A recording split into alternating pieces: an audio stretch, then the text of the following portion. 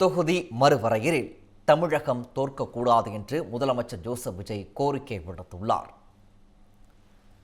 மத்திய உள்துறை அமைச்சர் அமித்ஷா தலைமையில் கோவளத்தில் நடைபெற்ற தென் மாநில முதலமைச்சர்கள் மாநாட்டில் உரையாற்றிய முதலமைச்சர் ஜோசப் விஜய், தென் மாநிலங்கள் அனைத்தும் இணைந்து இந்தியாவின் மொத்த உள்நாட்டு உற்பத்தியில் 30 விழுக்காட்டிற்கும் அதிகமான பங்களிப்பை வழங்குவதாக தெரிவித்தார்.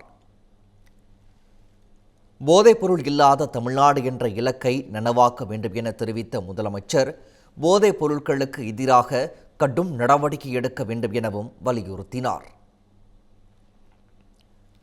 கர்நாடகாவின் பொம்மச்சந்திரா முதல் ஹொசூர் வரை பெங்களூரு மெட்ரோவை விரைந்து செயல்படுத்த வேண்டும் என முதலமைச்சர் கோரிக்கை விடுத்தார்.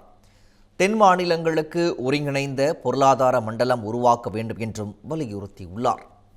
காவிரி விவகாரத்தை பொறுத்தவரை உச்சநீதிமன்றத்தின் தீர்ப்பையும் காவிரி நீர் மேலாண்மை ஆணையத்தின் முடிவுகளையும் உரிய நேரத்தில் செயல்படுத்துவது அவசியமாகும் என முதலமைச்சர் ஜோசப் விஜய் தெரிவித்தார். முல்லை பெரியாறு விவகாரத்தில் நீர்மட்டத்தை 152 அடியாக உயர்த்துவது தொடர்பான பாதுகாப்பு நடவடிக்கைகள் நீதிமன்ற தீர்ப்புகளின்படியே தொடர்ந்து மேற்கொள்ளப்பட வேண்டும் என்றும் முதலமைச்சர் குறிப்பிட்டார். தொகுதி மறுவரையறையில் தமிழகம் பாதிக்கப்படக்கூடாது என தெரிவித்த முதலமைச்சர் ஜோசப் விஜய், மக்களவையில் மாநிலங்களின் பிரதிநிதித்துவ விகிதாச்சாரம் குறையாத வகையில் சட்டப்பூர்வமாக உறுதி செய்ய வேண்டும் எனவும் வலியுறுத்தினார்.